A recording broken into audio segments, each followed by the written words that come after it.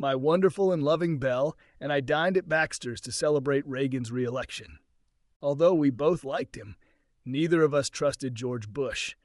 There was something about him that seemed insincere to us, but sometimes you have to take the good with the bad. She ordered a rare ribeye steak, and I settled for my usual medium-rare steak, and then I saw her and my throat tightened, and a heaviness arose in my stomach from which I almost choked on a piece of meat. I grabbed a glass of iced tea and took a few sips to clear my throat. At first I hardly recognized her, but it was impossible to forget her, no matter how hard I tried over the past 20 years. Her once dark hair with a hint of blonde was now streaked with gray, and she walked with a cane and a limp, her right leg dragging along the floor. Luckily, the waitress seated her closer to the entrance so she couldn't see us. If she stays here longer than us, we will have to pass her to leave, unless we find another way out. The last thing I wanted was to bring her back into our lives, even for a brief moment of chance meeting, and yet my heart sank with pain at the sight of this woman whom I had once loved more than life itself. Belle looked at me, saw my expression, a mixture of concern, sympathy, disgust, and followed my gaze across the room until she saw Nancy herself. Her eyes widened in surprise. "Vince, do you want to leave? I'm sure we can get out the back door somehow." "No, dear, I've already left this ghost behind." "I hope that's true," I thought. My anxious thoughts were interrupted by our waiter who brought another basket of sour bread. Looking at Belle sitting next to me in the booth, and at Nancy across the restaurant, I suddenly remembered it all, and I was overcome with memories of 20 years ago when my life was completely different, taking me back to one of the most sacred days of the year, Good Friday, March 27, 1964. Soon after our wedding, Nancy and I came to a comfortable division of responsibilities. She did the housework, and I did the hard work and cooking. Nancy worked as a cashier at the savings bank where we worked and was never home until 6:30, sometimes 7. So it made sense for me to cook dinner every weekday except on Fridays during football season. I didn't perceive it as an unpleasant duty. On the contrary, I liked it. And I liked the creative component of the process. Besides, I could eat what I wanted and not something she hastily prepared at the last minute. She wasn't kidding when she said she couldn't cook at all. On weekends, we would go out to dinner, sometimes a fancy place, sometimes a casual place, but we always went out somewhere. It was as much fun as going to the movies or shopping and gave me a break from the kitchen. Family life was nothing like it was portrayed in the happily ever after books and movies, and I was tiptoeing half the time, afraid it would explode over some imagined insult. Sometimes she would come home furious for no reason, and sometimes she would be as sweet and loving as I could ever ask for. Early in our marriage, Nancy kept the house immaculately clean, sometimes to the point where it became an obsession. God help me if anything was out of place, even by an inch or two. The carpets were vacuumed every morning before she left for work and again in the evening before she went to bed. Twice a week, every bathroom was scrubbed so clean you could eat off the floor. She was so tired of cleaning that sometimes there was no intimacy for an entire weekend and sometimes for a whole week. And the next week, she loved me like a dissolute woman, completely opposite from the one she was a couple of days ago. Life with Nancy was an emotional roller coaster with no end, yet I loved her and remained true to the vows I made to God, her, and almost everyone we knew. If I made a promise, I could be trusted to keep it no matter the personal or financial cost. During football season, my unmarried assistants always took over practice at 5:30 so that Joe, the other married coach, and I could be home in time to have dinner with our wives. Every year after the season ended, I left campus at 3 o'clock in the afternoon and headed home, sometimes working on my model trains. Otherwise, I did lighthouse work when it became obvious that it was necessary, especially when she was in one of her moods. After a few hours of this work, I was ready to cook dinner and wait for her to come. Sometimes I would call her at noon and tell her about dinner plans and then pick her up at the savings bank. We went straight to dinner from there. Sometimes, however, Nancy seemed more irritated by my presence than pleased to see me, and I chalked it up to one of those moods that had darkened our lives from the first day. I felt like I was in a Jiggs and Maggie comic strip. Then, on that unfortunate fateful day, I had to attend a dinner with the league members to set the calendar for the next 2 years. At the last moment, I decided to send 2 of my assistants to my place. I went home and started preparing dinner so that it would be ready when she returned home. I took out the chicken I was going to use for dinner on Saturday night and baked it in orange marmalade. Made a green salad that just had to be dressed with blue cheese and baked brownies for dessert. I thought everything would be perfect. By 6:30, the table was set, and since it was the start of the weekend, I used the wedding china and cutlery and laid out the tablecloth. Everything looked perfect, and while I was waiting for Nancy to come back, I was listening to the radio playing some new band from England, something like the Beagles or something like that. The girls at school liked them, but I was more into the local kids, the Beach Boys, and some of the singers like Barbara Lewis. Her song, Hello Stranger, could have broken my heart, and even now the song makes me sad. Apparently I was a romantic at heart, which was necessary to compensate for the violence that filled Who Ruined My Life. Sue me. The news was talking about more troops being sent to Vietnam, and I had a bad feeling. Working with teenagers forced me to protect them as much as I could. Vietnam seemed like something from inside a hell from which there was no way out. Listening to the news, I felt uncomfortable, as if I had seen a train wreck, and I could not do anything. 6:30 came and went, and like a fool, I began to worry that the chicken would dry out before she arrived, and the salad would wilt. Luckily, cold brownies would still taste okay, but my idea of hot brownies with ice cream no longer worked. At 7 o'clock, the chicken unfortunately went from the oven to the refrigerator. I tried to eat the salad, but ended up throwing it in the trash can outside. I stood on the back porch, watching darkness cover the coast. It wasn't the best idea, but I was so hungry and disappointed that I ate half the brownie. I turned off the radio. The news about Vietnam made me sick. Why didn't she call? My imagination conjured up everything from a flat tire to a fatal accident, and I stayed close to the kitchen phone, in case I got a call from my wife or the police. The house was so quiet that the ticking of my grandfather's clock was beginning to drive me crazy. I stopped the pendulum. It won't be easy to get them going again, but I suddenly realized I didn't care anymore. The watch could have fallen apart, as it seemed to me. A damn thing that constantly reminds me of every second she was away from home. When 7:30 struck, I was very worried, excited, and ate the rest of my brownies. Of course, I thought the bank employees had already finished counting their damn accounts. I called the savings bank, but all I heard was a dull recording of opening hours. If something had happened, the police, the hospital, or Nancy herself would have called me by now. Should have called me by then. I had enough, and after checking all the windows and doors, I drove to the back parking lot. I don't know if it was good or bad that her bright yellow sports car was parked there, and the building was dark and empty. It was already 8, dark and cold, as I sat in my 57 in the far corner of a large parking lot behind a row of shops. 2 concrete walls came together and formed a deep shadow. The radio was turned off so that I could hear everything that was happening, and no one could approach me unnoticed. Even though I had military training in self-defense, I still had to be careful. I was no less worried than I was during the Cuban crisis, when the world almost went nuclear 2 years ago, and my reserve battalion was mobilized. I had to leave her alone to cope as best she could. Now, looking back, I thought she handled it pretty well. While the Soviet Union was threatening the world, now my personal world was under threat, which really mattered to me because without her, there was nothing more. At 9 o'clock in the evening, I got tired of it, and having locked the Chevy, I walked up to the blue convertible, pushed the seat back, and drove home. No matter how angry I was, I still wasn't stupid enough to put it on my street. Although the street was lit from above, he hoped that he would not be noticed under the hanging branches of the Chinese elms that lined the street. I remembered the day I bought this beautiful blue car. For her, I talked to the salesman at Kenneth Chevrolet. He was very pleased, almost delighted. The commission from this sale had certainly added to his Christmas budget. I thought, that's for sure. What you are doing is wonderful. Not many men are willing or able to give their wives a Vette for Christmas.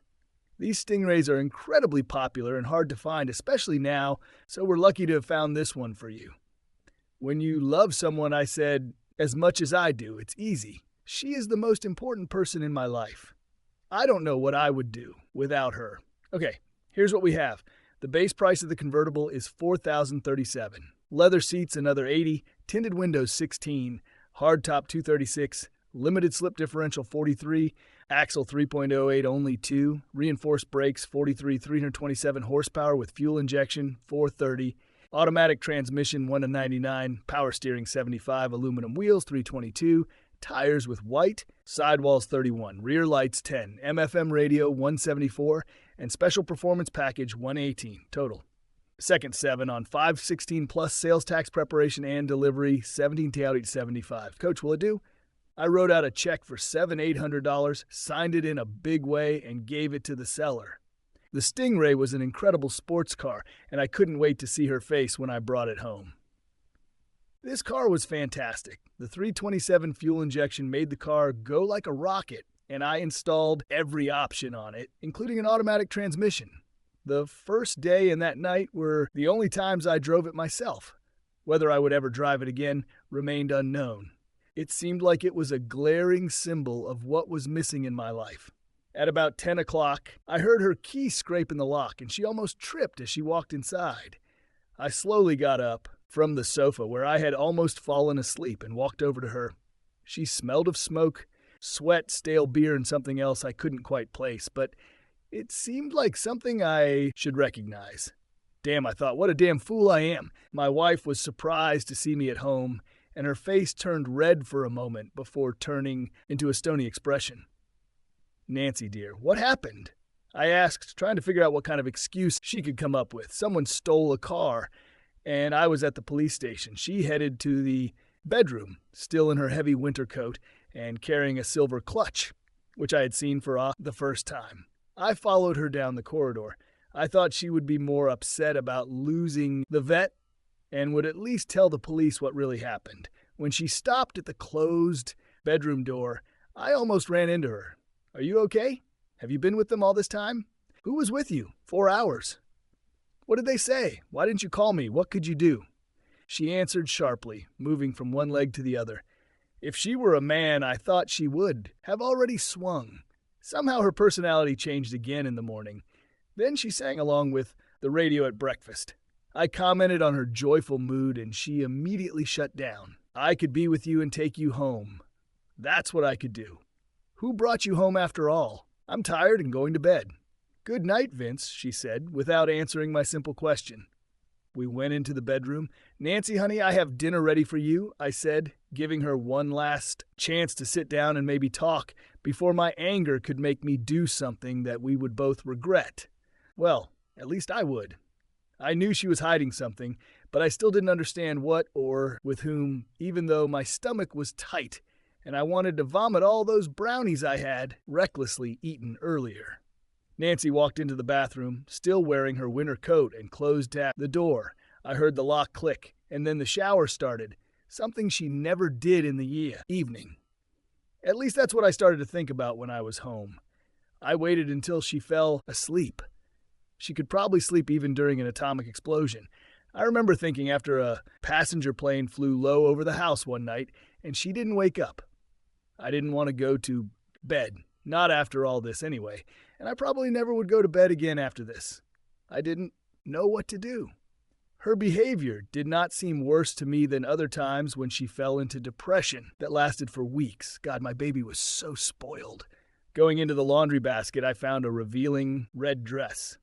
Picking it up, I remembered that she came in wearing a coat. I've never seen this dress before.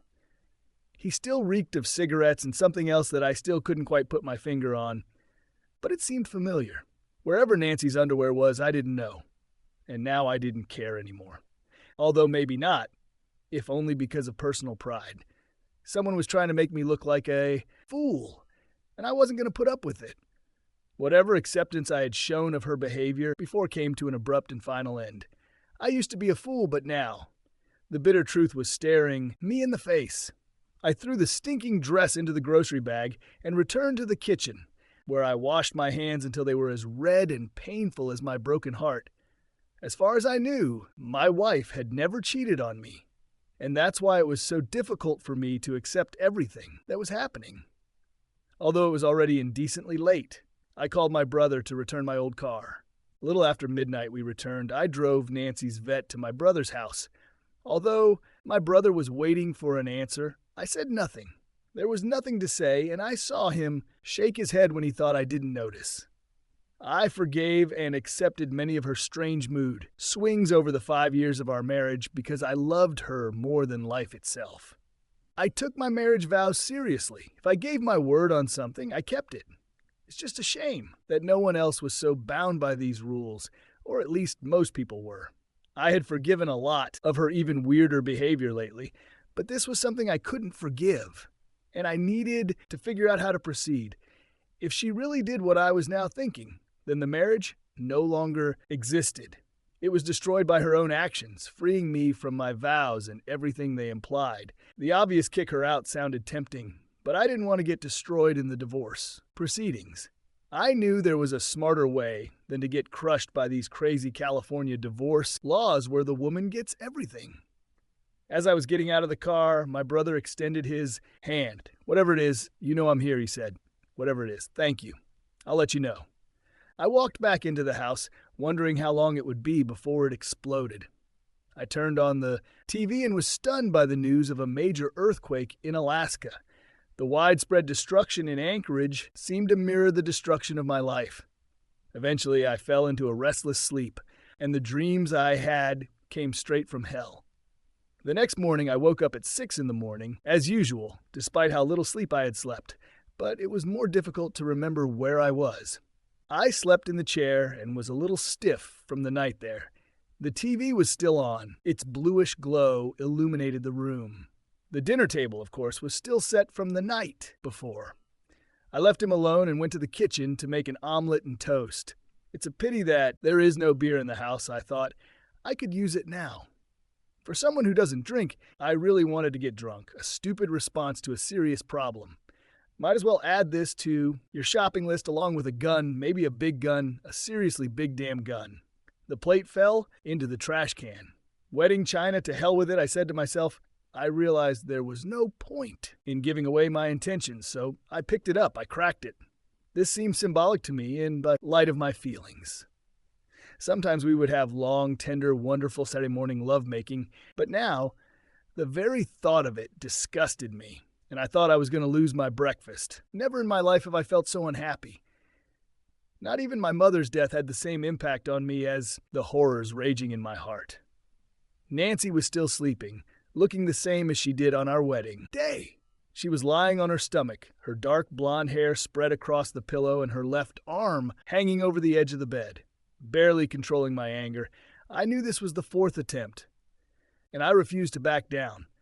It was time for Hail Mary on the field. However, it never occurred to me to pray. If she was ruining my life, prayer wouldn't change it, and if she wasn't, there would still be plausible explanations that I demanded. She was still in bed at noon, 14 hours after she returned home. Whatever happened last night, I didn't even want to think about it, but it had clearly affected her greatly. She had never been like this before. Nancy's behavior was always unpredictable, even from the very beginning, but I tolerated it because I believed that she loved me with all her being. It was now a marriage made in hell, and I promised myself to see a good lawyer on Monday morning in case the worst happened. But first, I was going to take wicked pleasure in watching Nancy explain the disappearance of the car. I turned on the TV to a sports program that was talking about the upcoming Dodgers season. I wasn't that interested in baseball, but it was good background noise. I thought about turning up the volume, but realized that would only make my headache worse from everything that had happened. At this point, although everything was so obvious, if you stood back and looked with a cold eye, everything was circumstantial, and I had no real evidence, even for myself, let alone a lawyer, although this unknown red dress was a screaming signal demanding to be heard. If we were going to get divorced, I wanted everyone to know it was because of cheating. I wouldn't accept anything less, no matter how much it made me look ignorant, stupid, pathetic. I knew I would have to quit school and become a full-time renter. There was enough money in it. The vet was purchased from business accounts, but for now I decided to leave everything as it is. This bitch was sleeping, and now I was waiting for the false excuses to come. Like, could she do this to me? A little after 1 o'clock in the afternoon, I heard the sound of the shower running again. This will be interesting, I thought. Yes, indeed. I was amazed that I could laugh at something at that moment. Nancy finally emerged from the bedroom, wearing a blue and gold UCLA tracksuit, even though the house was warm enough to wear just a t-shirt. I knew she was hiding something that she didn't want me to see. Maybe there's a lot of stuff under that colored cotton fabric. What happened, dear? Are you cold? I can increase the heating. No, Vince, I just wanted to wear it. Again. Remember your student life? Damn it, how stupid did she think I was? Remember student life. So I will remember student life for her. Well, I really must be stupid if she did this behind my back. I felt like the stupidest person in the world at that moment. I just knew that somehow it would be my fault. I've worked in sports long enough to know that everyone is always looking for someone to blame. If Nancy thought I was going to cook her dinner, she was sorely mistaken. Cooking no longer brought the same pleasure as before. Let her cook her own damn dinner and everything else for that matter. I felt my anger begin to rise, and I tried my best to contain it. Walking into the kitchen, I called the police. This should be very interesting, I thought. Hawthorne Police, please wait. I didn't wait long. It must have been a particularly quiet night in the city. Yes, I'm calling about a stolen car. That's right. Last night, I provided the information the clerk requested to search for the report. What time was it? I understand? Most likely not. Do you think so? Okay, thank you. The call ended, but I continued talking into the dial tone about getting a police report and imaginary charges for storage of the vet that was parked safely in my brother's garage. And the time the police were called, 9:17 p.m. I guess I thought it took more than 3 hours to realize that the car was missing, since the police arrived 5 minutes after the call at 9:12. Oh God, Nancy, I'm so sorry. They found your car this morning in Compton. She was taken apart. I tried to look sad, and then I remembered what she did to me last night. It was enough to make me cry. So I turned away and looked out the window over the kitchen sink. Let him think that I'm upset about the car. All that's left of her is what's in the impound lot. I'll take care of everything. You shouldn't see this. I don't think you'll like it. I opened the refrigerator so my sad smile would go unnoticed, and then took out the chicken for the sandwich. While I continued talking, I chopped up a tomato and lettuce. It's such a shame, really. I don't know how you'll get to work now. I'll have to drop you off and pick you up. I have to go talk to Al next door. He needs help with the wiring on his old car. It might take an hour or two, maybe a little more. Before she could protest, I left the kitchen and walked out into the backyard. Then I realized that all this time I was the only one talking, and she didn't say anything when we were together in the kitchen.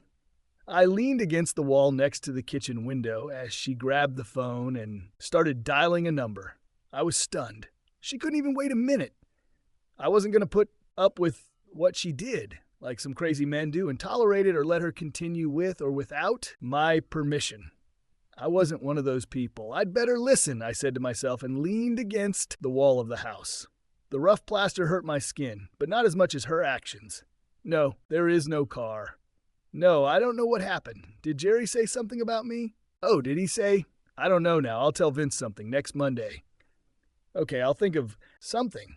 Yes, I'm sure she'll try to tell me something. It seemed to me that a dark smile appeared on my face. So this bastard's name is Jerry. It wouldn't be hard to find this bastard and give him some American Western justice. But that would have to wait until I dealt with more important matters. She dialed another number. Hello, honey, how are you? She listened and laughed. Yes, I know, but I still don't understand what happened to the car. She was always fine. You're right, Jerry. I should have just gone to you. Yeah, he's pretty upset about it and wanted to know why. I had to wait 4 hours for the police. It's good that he doesn't know how early I usually leave. I don't know right now. He says he'll drive me. I don't think he'll like it. But I'll ask. I'm still a little sick. Him? Of course not. This is just for you. I will never let him do this, and never will. Oh yes, next time, darling, next time. Bitch, I said to myself, I knew what she was talking about. You'll give it to him and not me, right? Damn you. Now is the time for cold, calculated revenge. I went to my 57 and pulled the ignition fuse out from under the left side of the dash. This was easier than removing the distributor cap. My Chevy wasn't going anywhere. Now that I think about it, the Vet was in my name since I bought it with money from a business account. I laughed and walked towards Al's house. After some time, we drove south in his Dow, ancient 38 Chevy, just like my ideal life. I was wondering every damn away match I was out until midnight and sometimes later. This had to be the time she cheated on me. Heck, maybe even at home games. I didn't have any information about when she actually arrived. How can you constantly check the stands during a football match? I remembered the first time I called her during an away game and no one answered. I called 5 times that night and she never answered. When I asked her about it the next morning, she made up some story about how she must have fallen asleep and not heard the bell. Now I heard her telling her friend that she was leaving work at least an hour earlier than I thought. Damn it. What if she brought this someone to our home, to our bedroom, to our bed, and now she wants something a week from Monday? Damn bitch. Crap. Elle looked at me and winced. I was going to say something, but changed my mind. I'll probably get around to it soon. We stopped near Huntington Beach, ate a couple of burgers, and drank a pitcher of beer. Okay, Al said I can't go all the way to San Diego. What's happening? Nancy is cheating on me, bitch. That's what's going on. I can't fucking believe it. We've only been married for 5 years. Damn it, it's not that we were married for only 5 years. The thing is, we were married for 5 years. I took another sip of beer, too excited to even get drunk, and then my face caught fire. Oh, damn, I forgot about the bank. Come on, we have to go back. This old car, now powered by a new V8, made record time driving back 27 miles north to Hawthorne. And when we arrived at the savings bank, I almost ran inside. Opening my wallet, I pulled out a list of account numbers. And when I approached the cashier's window, I was going to ask about the current balances, but changed my mind. Instead, I filled out receipts for $1,000 withdrawals from each account. Thank you, Mary. She was the only African-American woman working there, and I always tried to be polite after I noticed that the other women avoided her. Even Nancy herself was not too pleased when I spoke to the woman. So what if she's black? She's still a person who deserves respect and a very nice person to boot. $1,000 for this account. $8,354 for this account. $8,355 to $1,000 for this account. $8,036. You look a little sad today. What? Oh, sorry, Mary, just a little tired. That's all. How are you today? She looked around and leaned closer. You know how it happens. She looked around again. I knew what she was talking about, but I knew that I would never be able to understand the pain that she was experiencing. Mary took the information and found the latest account balances. Since I didn't have real passbooks, she would have to write out temporary receipts for each account and put them in the cash register. But in the end, she came back with the bad news I was expecting. I looked at it over and over again. There's no money there. Sorry, Vince. I don't know what to say. I smiled and left, having received all the necessary information and hoping that no one noticed. Each piece of paper showed me the balance of each account, and each one was almost empty. I knew Mary wouldn't say anything. I tried to remain calm, but I felt my heart beating so hard in my chest, and it seemed as if there was a pounding noise in my ears and my head felt like it was being squeezed in a vice. Nancy never deposited my checks or hers and must have hidden the money somewhere else. I stopped. At that moment, a woman in a stylish business suit approached me. Hey, Vincent, is everything okay? No, Mrs. Green, I have a little problem with my accounts. Please come to my office and we'll try to figure it out. I followed her to the other side of the bank where the escrow offices were located. The woman closed the door and motioned for me to sit down. She knew my mother from school and continued their friendship until her death. Vincent, calm down. I won't be able to help you. If you're so excited. Now start from the beginning and we'll figure something out. Mrs. Green, I began. Vincent, I've known you since you were born. I asked you to call me Alice. She smiled warmly, waiting for me to calm down. I calmed down enough to tell her the whole story from the ruined dinner to the 2 calls to Nancy and the bank accounts. Let's see. Okay, she took the withdrawal receipts. Wait a minute. Alice discovered that Nancy had 4 different accounts, each containing thousands of dollars. That's where the missing money was. But what to do with it? I was so damn disappointed, and Alice could see it on my face. But I faltered. I went back and forth between complete control and no control at all. There are no buts here, Vincent. She took your money. Now the question is, what are we going to do about it?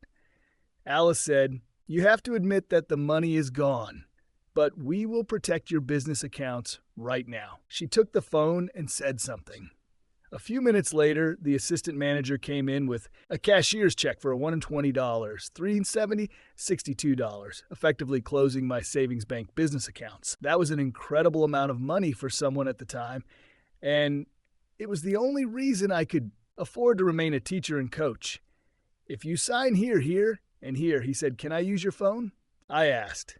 After she nodded, I called the police and canceled the report of the car being stolen, saying that we had found her and she was safe and sound. Alice grabbed her purse and headed out of the office. Well, she asked, "Are you not coming?" I jumped out of my chair and followed her. "After we deposit this check into the new Bank of America account, you invite me to dinner," she said, "and then we will go to my house." My eyes widened at what she meant. Looking at her as we walked to her Cadillac, I noticed that she just smiled slightly. Oh God, I thought, what have I gotten myself into? I have to tell Al to go home. With her help, new accounts, one for each building and one for personal use, were opened without problems. And I learned several accounting tips that helped me in the years to come. We'll file it as a DBA and we're done. As we left the bank, she anticipated my question. DBA, she laughed, doing business as. We used my home address, so there's no way for her to know where the money went. Just tell her that there were problems with paying wages. Let her use the money she hid to pay your bills. What will she say? "Oh my God, honey, the money has disappeared. I don't know where it went." Alice drove down Inglewood Avenue until we finally arrived at a small, almost invisible Mexican restaurant. "I think you'll like this place. Your mother and I often came here after your father died. I wonder why I never noticed it before, or why Mom never mentioned it." Another secret that the women in my life kept from me. Damn, these women are all hiding secrets. I ate that burger not too long ago and was only going to order a couple of tacos. But when the young girl came up to take our order, Alice spoke quickly in Spanish, and the girl nodded her head and came back with 2 tequilas. Raising her glass, Alice greeted me and drank in one gulp. I looked at my glass and took just a sip. The burning liquid rolled down my throat. Wow, that's all I could say. But I think I'll stick to beer. We were finishing our meal, just talking about something insignificant, when Alice gave me the biggest shock of all. "Vince, I don't know how best to say this, so please just listen to me. Your mother and I were very close, very close. If you remember, you and your brother were at my house as often as my daughter and I were at yours. Vince, your mom and I were lovers. Lord Jesus, my bottle fell, hit the table, rolled down, and crashed on the concrete floor. She ignored the broken glass and hissing beer and took my hand. Vince, look at me. Your mother and I have been together for a very long time. Since school, I love you. Loved your mother as only one can love." Before I could say anything, the young girl brought out a broom and dustpan and began sweeping up the beer glass. In some ways, I was glad for this break. I sighed quietly and looked out the window at the busy street. Once my beer was replaced, my thoughts calmed enough that I knew I wouldn't say anything stupid or offensive to the woman across the street. I remembered calling her Aunt Lisa and how happy she and my mother looked together. Suddenly, I realized that my right hand was gripping the fabric of my trousers so tightly that it jerked me out of my reverie. What about Dad? When your mom and Dad got married, she was faithful to him. That is, you know this. She loved him as a good friend, but I don't think she had that deep love that we all look for. She always said that you and your brother were the meaning of her life after he left. When your father died in Korea, we eventually got back together. By that time, I was already divorced. I never told Joe, but he was broken by it and went somewhere else. Honestly, I hope he's happy now. I made a huge mistake getting married. I'm so sorry I did this to him. I told him that there was no one else. I just couldn't keep up this far any longer. I found out later that he hired a private detective. Naturally, there was no other man there and no one would suspect the woman. I didn't want alimony. After all this, I couldn't do this to him. Do you hate me now? Her brows furrowed and her eyes closed anxiously. That was an interesting question, I thought. I don't know what would have happened if my father had not died. But as far as I could remember, my mother always loved my father. No, I'm fine, but why did you tell me this now? I don't know, I guess, after everything you told me, I guess I wanted you to know that I was in your life more than you thought. Alice. It's okay. A little shocking, that's for sure. It will take me a while to figure this all out, especially now. With her, that is, I couldn't even say my wife's name. I was so angry and depressed. We sat there until noon while I listened to her stories about my parents and later about her and my mother. Finally, she realized it was time to acknowledge the elephant in the room. What are you going to do? Now that you know, my face turned red and my nostrils flared. She later said that I reminded her of a bull ready to attack. Then something happened in my head and calm came over me. Even my posture has changed. I was more relaxed than she had seen me all day. Well, like you said, the money is out of my control, but she'll have to use it to pay the bills. It will be interesting, I think. I'm already confusing her with the car. Whether this car will ever be found or not, I am not sure yet, but I do know that she will never get it back again. It's a shame there's no place to hide it, but for now, I'll leave it where it is. I have an empty apartment on the Manhattan Beach lot, so I'm going to move there little by little. There's not much stuff there, just books and stuff. I sadly realized that this was all I had left now. A few books and odds and ends and a couple of stupid football trophies. Not so much for marriage, not so much for life. Vince about this. My daughter is coming here from Texas and needs a place to stay. She has a scholarship to attend graduate school at Ask. Well, I thought that's the end of this idea. Of course she can stay there. When will she arrive? Monday. Amanda wanted to see California again before she started school this summer. Alice's request was very inappropriate. I planned to live there for a while until I sold the house. Now I'll have to somehow cope and find something else. Or just stay there and share an apartment. Or worse, stay in the house for a while. There was no way that I, or she for that matter, when the dust settled, would stay in that house again. Vince, if there are 2 bedrooms, why don't you share the apartment? She won't cause any trouble, I swear. Please give her a chance. I knew I would help her. What she did earlier was enough. I owed her. I still found it difficult to imagine my mother and Alice in bed together. I shook my head, trying to physically push this image out of my mind. It was starting to bother me, and I wanted it to go away. Okay, but there have to be some rules. First of all, it has to be quiet. I'm really not in the mood for noise right now. Secondly, no guests. I don't want my things to go missing if I end up there. Third, no rent. If this doesn't work, she has to go, and I don't want to deal with landlord-tenant issues. I'm sure she'll be very grateful for your generosity. When can she move in? We can stop by the store and make some keys. Any time after that will do for me. She can take the back bedroom. The sheets and blankets are already in the closet. Vince, I know you've been through a lot, and this is a very difficult time for you. A very difficult time. I'm here for you. I'm sorry you found out about me and your mother this way. Honestly, I don't know. Why did I tell you? I probably wanted to tell you this for a long time. When we get back to your house, I'll write down the address and route. Do you happen to have a photo? Alice opened her purse and took out her wallet. Here, she said, handing it to me.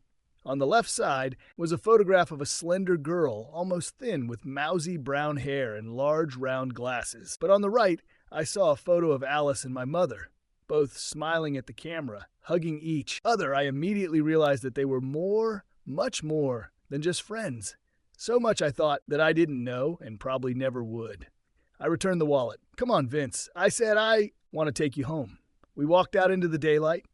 Even in early spring, it was sunny and warm in Southern California. It was quiet on the way to her house. I looked out the window, and she left me alone. I didn't quite understand what was on Alice's mind. Although she was still a very attractive woman in her early 40s, she told me that she preferred women, unless, of course, I thought, strange visions flashed through my head. After all, she has a daughter. Walking into the front of the duplex, she pointed to the couch, and I sat down. At least, I laughed. It's not covered in plastic. When she returned, she had 4 photo albums. Now I understand. For the next 3 hours, we immersed ourselves in the romance that these 2 women had for the first time for me, while she relived the memories of lost time, lost love, lost life. As she drove me home, I tried to better understand who my mother was. Not completely, of course, but just a glimpse into her life. Alice kissed me on the cheek and watched as I entered the house. I called the director and told him I would take a couple of weeks off after Easter, whether he liked it or not. The priest readily agreed, not wanting to lose what he called one of the best coaches in the South Bay to another school. Saturday night was busy. Nancy stayed in the bedroom, and I stayed in the garage working on the car, even though it didn't need it. The 7-year-old Chevy was fast, thanks to the new 327 engine. I remembered her complaining about the expense, but the money came from rental income, so I did it anyway. The radio was still talking about what they called the Good Friday earthquake. It registered 9.2 points. Dear God, people in California died because of the tsunami that went along the coast. When I got tired of working on the car, it was already 11 o'clock, and I fell asleep in the chair. The last thing I wanted to do this Easter morning was talk to my friends feeling the way I was feeling. So instead of going to Mass, we went to the House of Pancakes in Torrance. When we walked in, I saw families with small children, and that's when I really realized what Nancy and I had lost. One man held his son, who couldn't have been more than 2 years old, in his arms, and I felt the love he felt for the child, even though I was on the other side of the room. I ordered the Swedish pancakes with lingonberry, and Nancy ordered her regular pancakes with buttermilk. I wasn't particularly hungry and just picked at my food, ending up only eating one. Nancy, I asked, "Is everything okay with us? I mean, are we surrounded by families?" I tried to remain as calm as possible. I was drinking coffee. I hated coffee. She had a fork of fried potatoes in her hand and frowned.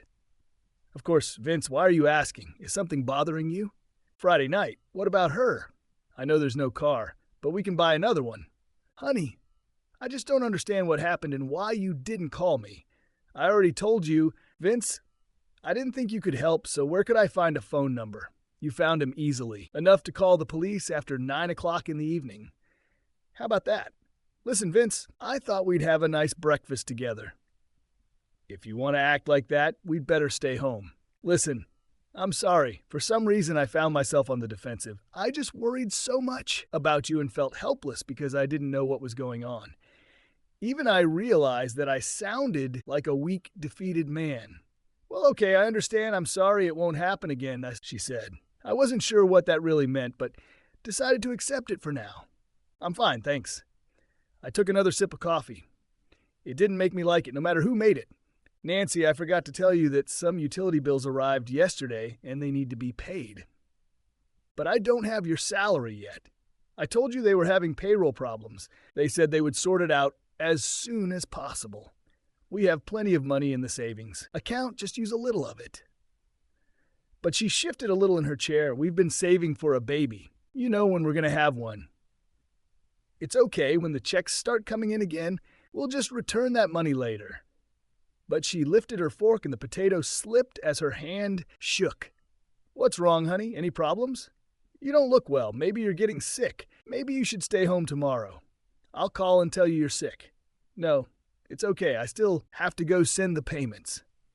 She seemed a little more confident, but still placed a trembling hand on her lap. Why don't you just write a check? Yeah, I forgot. Stupid of me. You're right. I'll be fine. I feel better already. Great. Let's take a drive down the coast and maybe spend the day in Santa Barbara. Time to add some romance into our lives. I'm sorry if I made you feel like I don't care. Where did you get that from? She blushed just enough to make me nervous. Oh, I don't know.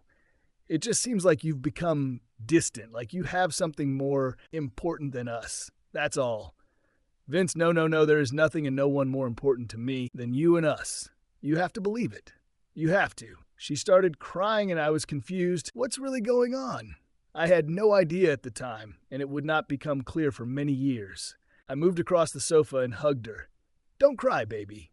Please don't cry. We'll be fine. We'll be fine. It wasn't exactly how I expected breakfast to go, but it was a good start to rebuilding what we had and what we might keep.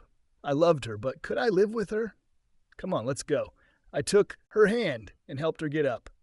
She was still crying when I threw $10 on the table and led her outside. Instead of driving 3 or 4 hours along the coast, I drove us to Point Vason, in Paulo's words, and parked at the enchanted lighthouse. Nancy, honey, let's take a walk. We walked along the path to the lighthouse, holding hands like teenagers afraid to do anything more. There is a legend about a woman who waited for her lover to be lost at sea, and some think it is the ghost of a broken-hearted woman who threw herself off a cliff when she discovered that her fiancé had abandoned her. I didn't mean to tell her this, but by the grace of God, it all coincided with my feelings for her. We stopped and I turned her to face me. I kissed her. Her arms wrapped around my neck, and I felt her tears on my cheeks. Perhaps the madness was over, and I was simply seeing what I was so afraid to see, even with the red dress and bells staring me in the face. I wanted her so bad. I was trapped in the passive-aggressive relationship. We were both playing in, and her erratic behavior was not the cause of anything worse than at any other time. My wife, my life. We spent the rest of the day in Marineland. It was like dating again. Perhaps we had both lost sight of what it meant to love someone. Perhaps we had both lost sight of letting the person you love know you love them. I had a lot to think about what I was doing and what I didn't do. There was a very romantic restaurant in Marineland, so we ate there, chatting, laughing, and holding hands under the table. My heart was responding to a woman, to the woman I fell in love with, to the woman I married.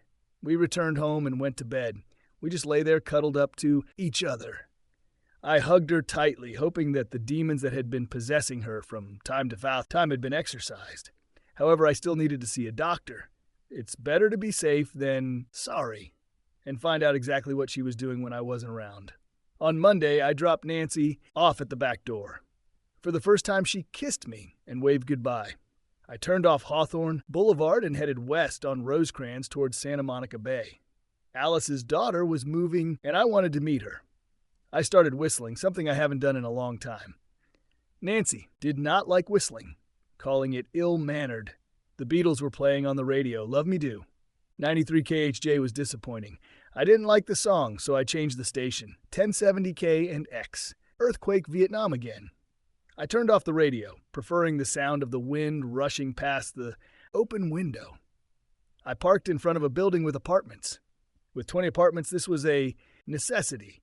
Otherwise, I would have to park at the end of the block and walk up the hill. I walked around the area, something I had neglected to do last week. After making sure everything looked fine, I went up to the apartment I was hoping to move into. While walking up the stairs, I met a pretty brunette coming downstairs.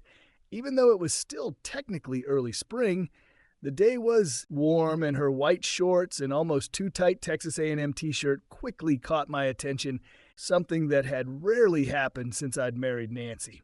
Stopping on the landing, I knocked on the door. There was no answer, although I heard the same Beatles playing on the radio. "Excuse me, please." The voice was like the ringing of a bell in a light breeze. "Excuse me, do you need to go?" "No, this is my new apartment." "Well, then you must be Amanda. Let me help you." "I'm Vince, a friend of your mom, Alice." "Great. Now this is starting to get hard. I'm Mandy, by the way." After she handed me the box, she opened the door and walked inside what was supposed to be my apartment. The song was still playing, Please Please Me. This time I listened to it and realized that I even liked it. "These Beatles are pretty good," I said, trying to start a conversation. She laughed. "Silly, it's the Beatles, you're funny." I laughed, trying to hide my ignorance, and she let me. Sometimes Nancy would nag me for some imaginary mistake or misspoken word. I couldn't control my stuttering. It just happened sometimes. My anger began to rise again. Damn it. "Do you have anything else?" "Just a little more. My car is right outside. It's white. Do you want to help me?" Without waiting for an answer, she went out and almost galloped down the stairs. I caught a glimpse of her tight shorts before she disappeared from sight. "She's moving pretty fast," I said to myself, and ran after her. This turned out to be true in many ways. I hoped I could watch her walk down the stairs to a small VW Beetle filled with boxes and bundles of clothes. While unpacking, Mandy told me most of her life story and about the graduate biology scholarship she received at Ask. She was so glad to be back in Southern California, the promised land in her opinion. I felt good just listening to her talk, and before we knew it, it was already midday. Let's go to lunch. A sort of welcome back to California lunch at my expense. Okay, I'll take the wallet. When we got downstairs, I felt guilty. This was the first time I had eaten with a woman other than my wife since I married Nancy. Listen, I'll drive the car away and take my place. Now it'll be yours. Thank you, Vince. That's very nice of you. After changing places, I drove north to Anthony's, an Italian spot on Main Street in El Segundo. This place has the best pizza like New York. I was waiting to take Nancy there again, but her attitude kept putting it off. Better late than never, I reasoned, smiling at this new opportunity. For some reason at that moment, I was no longer as depressed as I had been the last few days sitting at the table. I looked at her. Anything in particular? Honestly, if it's not pepperoni, it's not pizza. How do you like that? A woman after my heart, big or small. Oh, come on. There's no such thing as a small pizza. It's called a slice.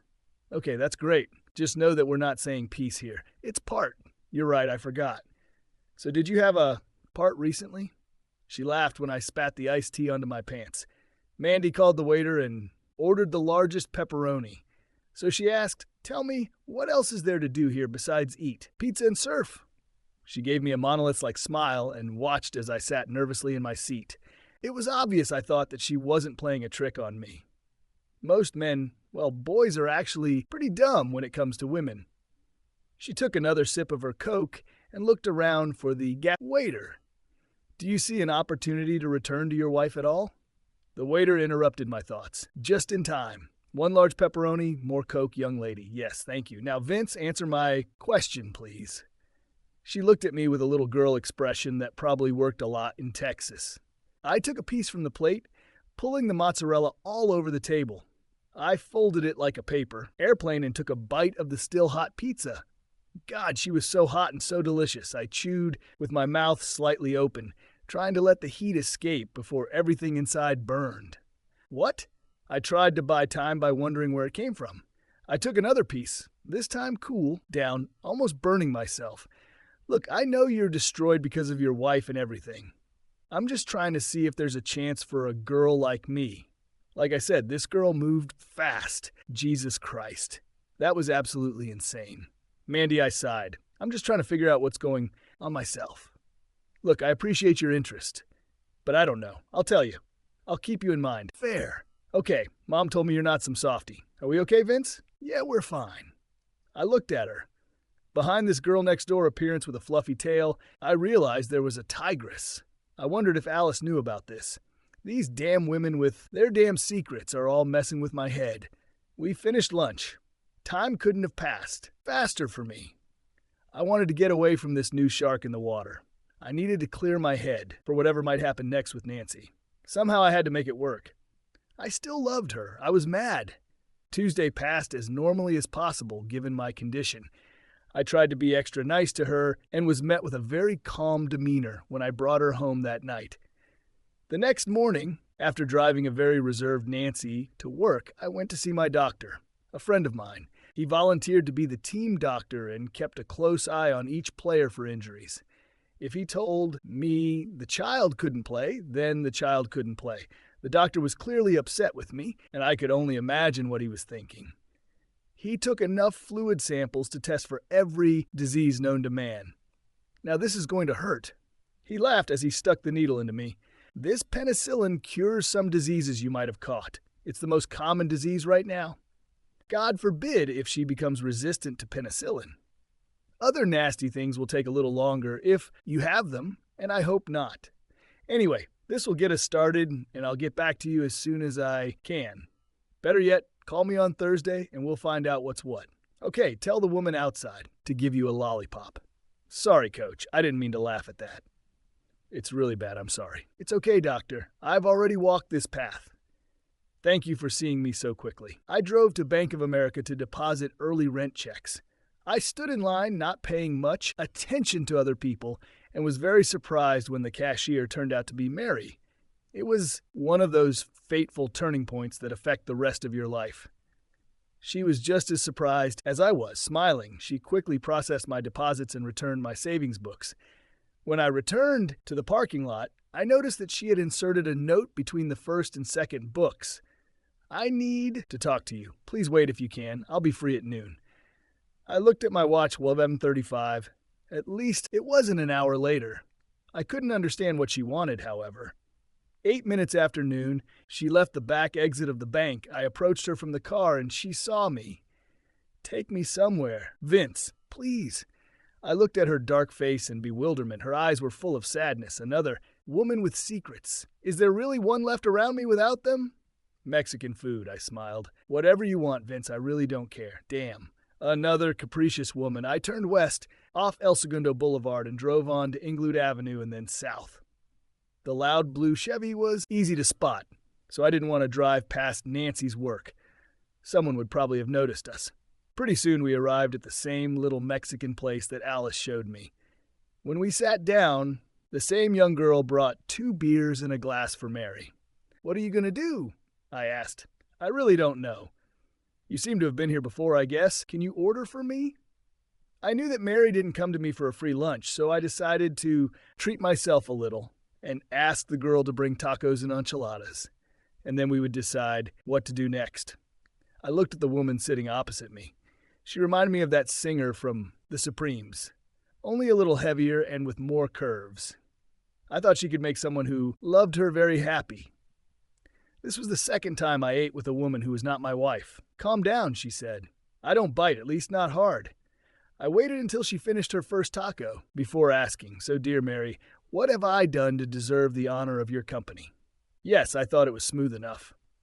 She smiled nervously and put her hand on mine, with all the craziness that had hit me since Friday. Sitting there and having lunch with a very cute African-American girl just fit in with everything else. It wasn't so much good or bad as it was different. I was sure that if we had gone to a more casual establishment, the states would have made us leave.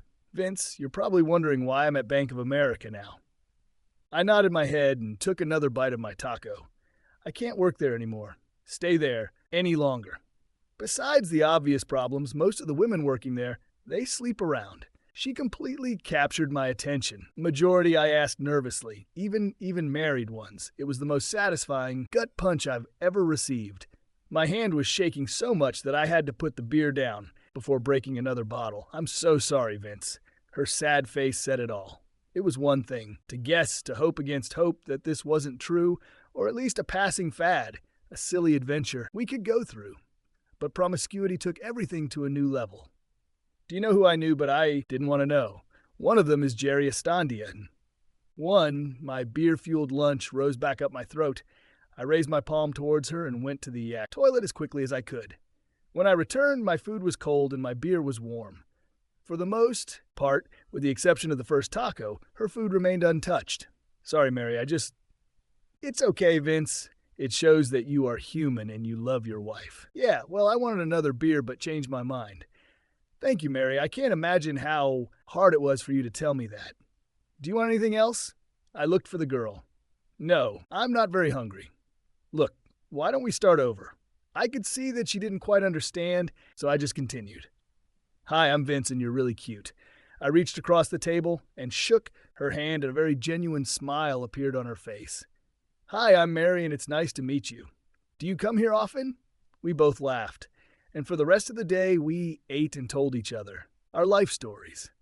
I tried to smooth over Nancy's erratic behavior as much as possible, but Mary had spent the last 10 months standing by her side.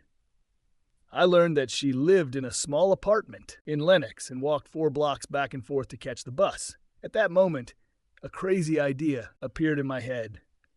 "Let's go," I said. Throwing down a 20, took her hand, and we walked out. I took her to Mandy's apartment. There's a girl here, Amanda. She's Alice's daughter. I let her have the back bedroom. "I'd like to show you this place if you don't mind. You might like it." I showed her the place and asked if she would like to share the apartment with Mandy. For a moment, it seemed like she expected me to want something in return, but then she smiled. "How much will it cost me?" "Nothing." "Well, maybe have lunch with me from time to time," I laughed. I actually laughed for the first time, and I don't know how long. Why did I feel this way then? I had no real idea, but I didn't care.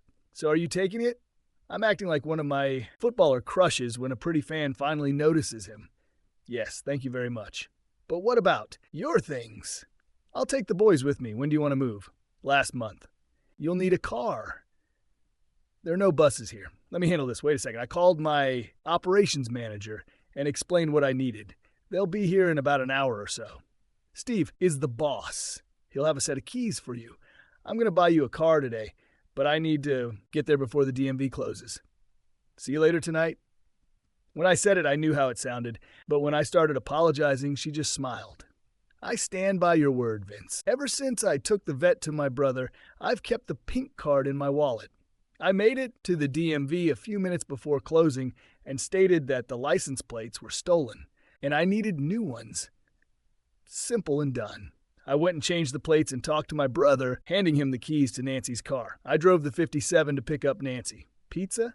I asked cheerfully, feeling better than I had in a long time. Thank you, Anthony's. She smiled, and her posture improved. Of course, great. I immediately recognized the change in her mood. The girl I thought I married came back. I smiled at her, even happier than before. But I didn't know how long it would last. Sometimes her bad mood lasted only a week or so, sometimes several months. The rest of the time she was normal, or at least what I had by then accepted as normal. However, this was the first time an affair had entered our relationship. As far as I knew, I refused to think that there were others. But I tried my best not to think about. We had a wonderful dinner like we did on our dates, discussing everything under the sun except what happened, and then we headed home. While she was changing, I called my brother to take Mary's car. Unfortunately, by the time the Thursday morning sun broke through the bedroom window panes, my lover had disappeared and her evil, slutty twin had returned to her place. The night before, she had commented on how nice the Chevy looked. But when I drove her to work, all she did was complain and ask when she was going to get another car. Another vet. I tried to ignore it, but I just couldn't. To be honest, I was afraid to go to the doctor on Friday to find out the test results. Well, Vince, there's good news and bad news. Doctor, just tell me, okay? I hated people who said that, and I immediately knew that he was angry with me. Yes, you had a disease and it was supposed to go away. He left it hanging in the air. Can you give me another shot? I didn't want to tell him that I made love to my wife stupidly. What are you hiding, Vince? His face told me that he knew something, although I didn't know what at the time. Okay, wait here. He returned soon and gave me an injection, not too kindly. Now, listen, Vince, stay away from whoever it was. Did you have an affair with your wife? I decided to take the hit. No, maybe hell yes. What now? Well, you should tell her and bring her here. Anything else? I shook my head no. I could see that he was disappointed in me and probably thought I was using one of the women from Imperial Highway. I still loved Nancy enough that I didn't want him to think of her as a slut. Well, everything went well. I told myself sarcastically as I walked aimlessly towards the beach. The weather was crazy this time of year. Rain one day, then 80 degrees 2 days later. I walked down to the sand, sat above the high tide line and looked out at the Pacific Ocean. Saturday, April 4th passed in oblivion. I don't remember anything that happened that day, except that I spent most of it on the deck or in the garage just looking out the window at the street. I knew Monday was approaching and it weighed heavily on my heart. Sunday was very quiet in the house. I woke up at 5 as usual and took a shower. I was tempted by the idea of easing my morning excitement, but decided against it. I was completely in no mood for anything, even remotely resembling sex. After getting dressed, this time in a light green shirt and beige pants, I went to the kitchen and prepared breakfast. 2 eggs, fried on both sides, some toast with jelly, and a glass of orange juice. I was hoping I wouldn't end up with an upset stomach like all those cakes on that hellish Friday night. I hoped the smell of food would draw her to the table, but she was still asleep. I watched her lying on the bed. Her rhythmic breathing was the only thing that disturbed the peaceful silence of the room. I thought about how much that sound meant to me every night as I lay awake trying to solve some problem in my head. Was it really all over? I shook my head sadly and walked into the living room to read the morning newspaper. A little after 8, she woke up, took a shower, and got dressed. I got up and went to the kitchen to cook something for her. Even though she said she didn't want to eat anything, when I put the eggs in front of her, she ate them as if it was her last meal. I was depressed. I hoped she would say something, even if it was just about the missing sports car. After breakfast, Nancy began to do small, unnecessary things to stay away from me. She spent most of her day cleaning, vacuuming the same hallway rug over and over again and running the dishwasher over and over again. I was sitting on the sofa, still reading the morning edition of the newspaper. As usual, I started with comics and then moved on to the latest sports news. I spent a lot of time looking at the Jigs and Maggie comic. It seemed like the writers were supposed to be watching Nancy and me. At some point, I knew she would bring up the subject of the birthday party on Monday. It didn't bother me at all. I came to terms with her actions in the early morning hours as I lay and stared at the ceiling for what seemed like endless hours, trying to figure out where I went wrong, what I did wrong. Throughout these 5 years, I could not understand why her behavior was so unstable. I waited for her to try to convince me not to go there, knowing that she would make her choice. Assuming the party actually happened, of course, I was half sure that there would be no party. But when I remembered her conversation on the phone, I sadly realized that if this actually happened, my heart would be broken for the last time. Are you feeling well, dear? You seem so quiet this morning. Maybe I caught something. Don't know, maybe I'll stay home tomorrow and rest, she said, looking at me warily. That's a good idea. You look pale. Should I make you some hot chocolate or something? We have marshmallows, the one you love. No, Vince, I think I'll just lie down. She got up from the kitchen table and returned to the bedroom. I knew I was playing a dangerous game of cat and mouse with my wife. Dangerous for her. Why she decided to have an affair was a mystery to me, except for Friday nights. I was always home before she was. Perhaps she took me for granted, seeing that I always put her wants and needs first. I gave her the best I could afford. That Daytona blue convertible was good enough proof of that. More importantly, I gave her my love, both physical and emotional. I remembered the disaster of our wedding night. It took some time before we were able to become intimate as husband and wife, and I was patient in trying to calm the fears I believed she had. I've learned to deal with her mood swings over the years. However, this behavior seriously tested my patience, and despite all my anger and sadness, I was still not ready to throw her out into the street. I was hoping that all this could be sorted out somehow. Maybe, just maybe, there was nothing worse than what I found on her dress. Although sitting here and thinking that would be enough to justify something more serious on my part, much worse than last night, I wasn't afraid of violence. My time in the military cured me of any fears I had about it. I just didn't think it was right to lay my hand on a woman. At least not until now. I heard a knock on the terrace roof and noticed that it had started to rain again. I hated this late winter, early spring. In addition to washing away smog for days, it makes the streets dangerous. Southern Californians didn't know how to drive in the rain, and they probably never would. It just rarely rains here. But when it does, Nancy spent most of the day in bed and only came out when I called her for dinner. The spaghetti was good, hot and quick, and held my interest for the few minutes it took to cook. She went to bed without kissing me, saying something about how she might be contagious. I wasn't in the mood to kiss her anyway and let it pass, knowing what tomorrow would bring. On Monday morning, she was like a new woman, smiling and talkative. I didn't know if it was another mood or not until she started talking. Vince, I was thinking maybe it's worth going to the party after all. I'm feeling better now, and I can go with one of the girls, and she'll take me home. Here it is. I knew this was going to happen, and here it is. Damn it, here it is. Trying to hide my emotions, I said. That's wonderful, honey. I'm glad you're feeling better.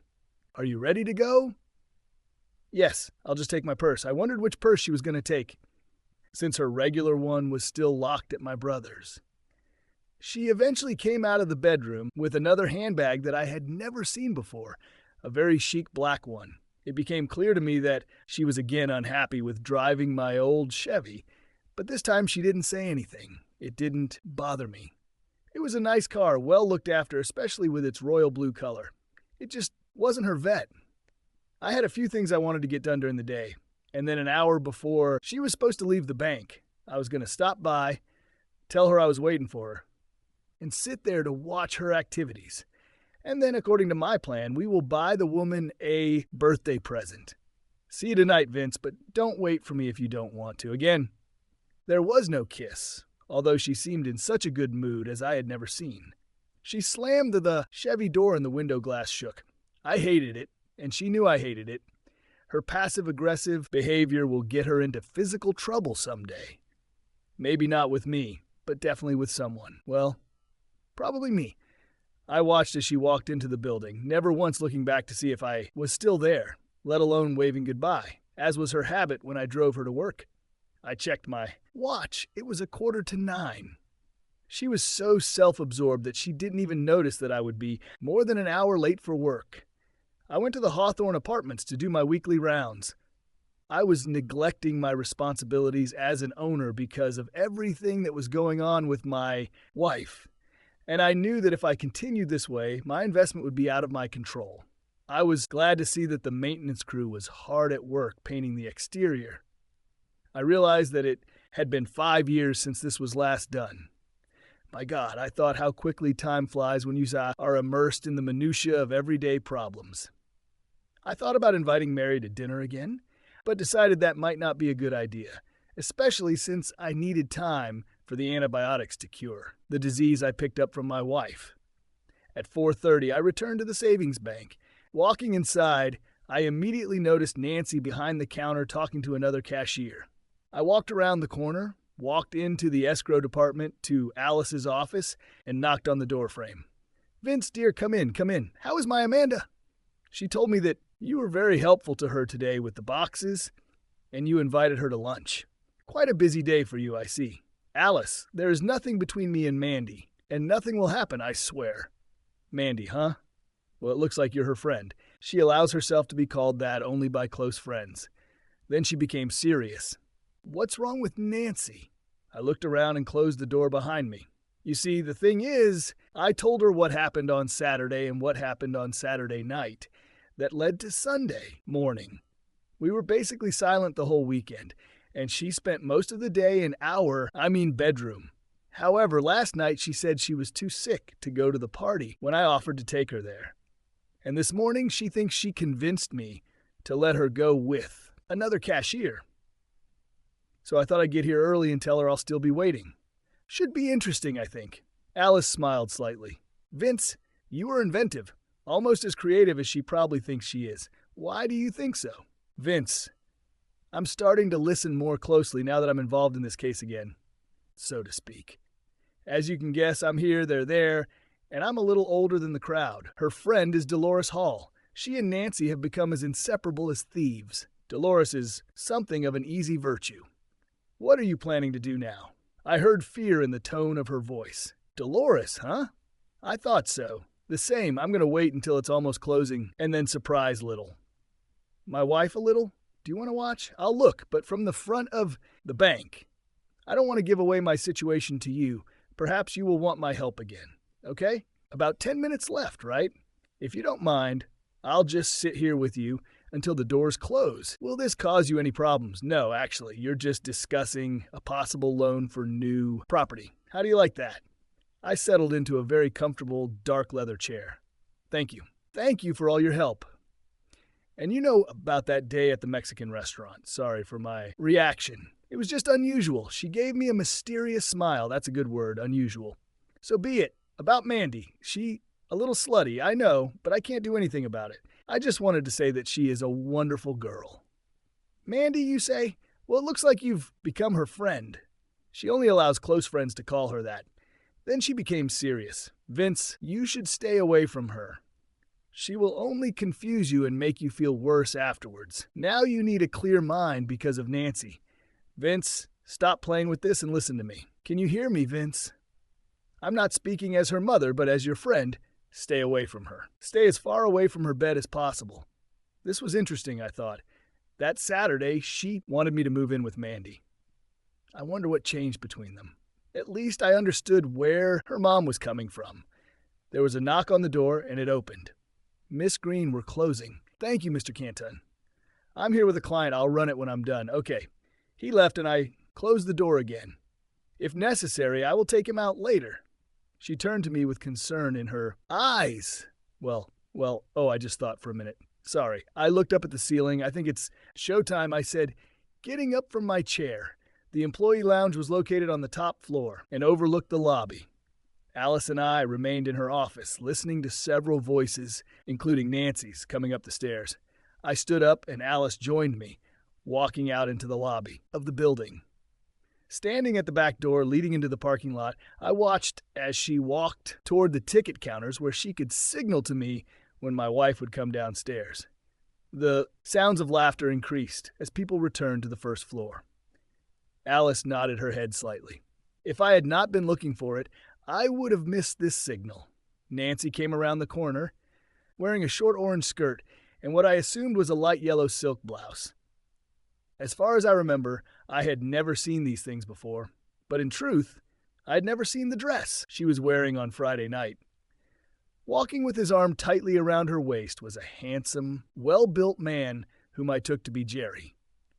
They didn't notice me until they stopped in front of the gap door where I was standing. There was no shock or surprise on my part, although I was heartbroken to witness her betrayal. I wasn't sure what was going on in her head. I've already faced demons on Friday night and Saturday and Sunday, and at the doctor's office. Jerry had no idea who I was and stood there smiling at me while Nancy looked back at someone. I thought about removing that stupid smile from his face, but then I noticed that Nancy wasn't wearing a wedding ring. It was entirely possible that he didn't even know she was married, but then I remembered her phone conversation with that bastard on Saturday morning. Nancy turned and froze, petrified, like a deer in headlights. "Hello," I said. "Hello," he replied. He hugged her tighter, subconsciously marking the boundary between them and me. It was an unconscious move on his part, but to me, who works with teenagers all day, it was very obvious. At that moment, I wanted to kill him. He seemed to be getting nervous since I didn't move out of his space, and he anxiously looked for Canton to open the door. The waitress brought me back to reality by asking if we would like dessert. My wonderful Belle, as usual, ordered New York cheesecake with strawberries, and I, like a true American, asked for apple pie with a large scoop of vanilla ice cream. If I had known then so many years ago what I know now, I would have acted completely differently. None of us deserved what ended up happening. Nancy was still sitting at the table by the window, and I couldn't take my eyes off her. Subscribe to our channel so that your love doesn't cheat on you, and go ahead and listen to the next story, because this story is nothing compared to the next one. If you're under 18, don't even think, click to the next one. Click to the next one. Click to the next one. Click to the next one.